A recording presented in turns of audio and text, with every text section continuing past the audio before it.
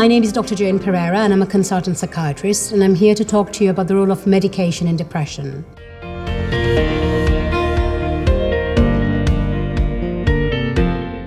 My name is Dr. LAVANYA. I'm a medical doctor. I've been a GP for many years, and I'm here to talk to you about the whole area of brain, chemistry and medication.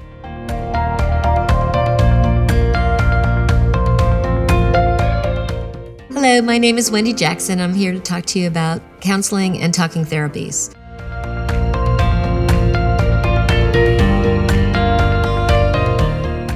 Hello, my name is PAIGE. I'm a trained counsellor.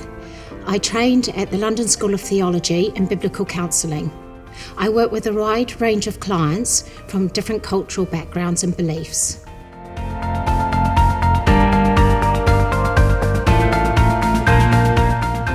Hello, I'm Suzette Jones. I'm a registered mental health nurse and a nurse for people with learning disabilities. But today I'm going to be talking about mindfulness.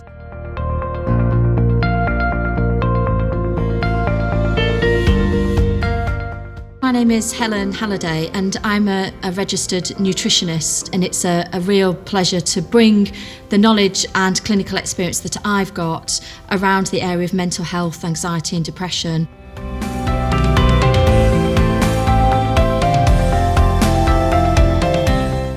Hi, I'm Bernice and I own my own company called BeFit Ascot. I'm a personal trainer and my background is that I'm a midwife, been a midwife for the last 17 years, and I've got a real interest in mental health and exercise. Welcome back to our YouTube channel here at Hope in Depression. We are going to be talking about what causes depression today. Again, these answers are going to be from past course attendees, and they're the most popular answers we've had several times, and I think it's just a really good way of getting an understanding of some of the causes that we can go through with getting depression and anxiety. So oftentimes it can be caused by bereavement or grief. I know when I lost my mum, I was only 27, she was 63, and it was really hard. Grief is really, really hard, and it can often cause this kind of reaction where you just feel in that hole again. So bereavement or grief. Another one is low self-esteem. You know, if you don't feel good about yourself, it's really hard to, kind of cope really and not blame yourself for everything when you're feeling low about yourself. So this is one that might be more applicable to now, job loss or redundancy. That can often make people feel quite depressed, and a lot of people feel an identity in their job, the job title, or what they're doing on a weekly basis, so a daily basis. So I think that's quite a common one. Moving house or a change of circumstances, that can definitely make you feel a bit wobbly. Let's see if I can fit it on the board. Oh, let's see, missing.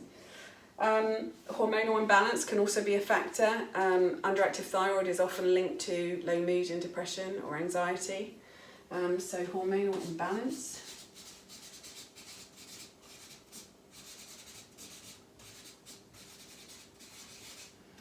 And then rejection as well can make you feel quite low. Okay, so there's a few more I just want to talk about as well. Divorce, that can also be a big cause of depression. And abuse, whether in childhood or in adult life. Financial stress, a lot of people are going to be feeling that right now with what's going on with this pandemic crisis. Chronic pain, that can definitely bring people down, dealing with pain on a constant basis.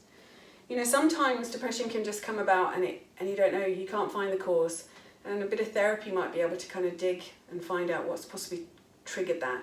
And in future weeks you'll be hearing from our therapist, Wendy Jackson, talking about suppression and repression, and why sometimes things can just blow up and you don't know why.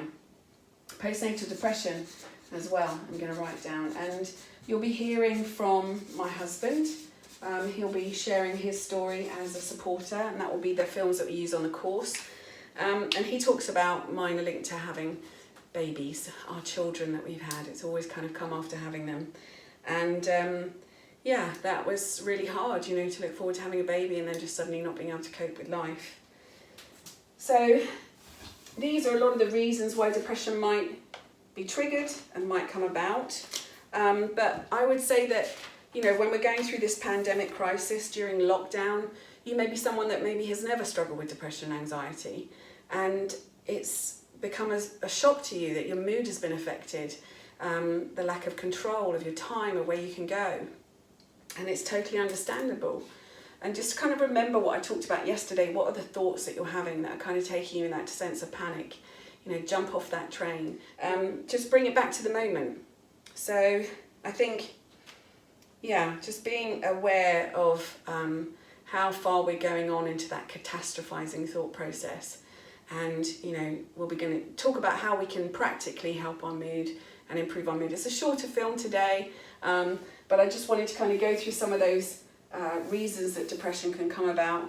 And tomorrow you'll be hearing from my husband, and also on Thursday, and then on Friday we're going to have some great films that we can share with you. So stick with us, tell people about us, they can go back and see yesterday's film and just kind of go through this journey together, and know that you are not alone, that you can get better, and you matter. You know, I really want to just finish with that you matter. You matter to me. I've never met you, but I do this full time because I don't want anyone to suffer the way that I suffered. So hear me through the camera.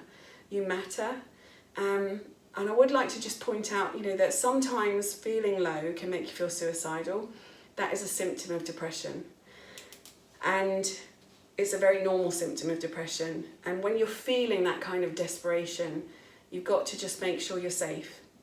Tap into the Samaritans. They're an amazing resource just to call up and say, I'm struggling. You know, no one's going to take you away in white coats, I promise you. But life is for living. It is to be enjoyed and not endured. And it's a very common reaction to feeling that way. You know, depression is that hard. But it's not worth taking your life for, because tomorrow you're going to get closer to feeling better and feeling better, and the blue skies will come out again. I'll see you tomorrow. Thanks for listening. Hi, my name's Bryn Owens.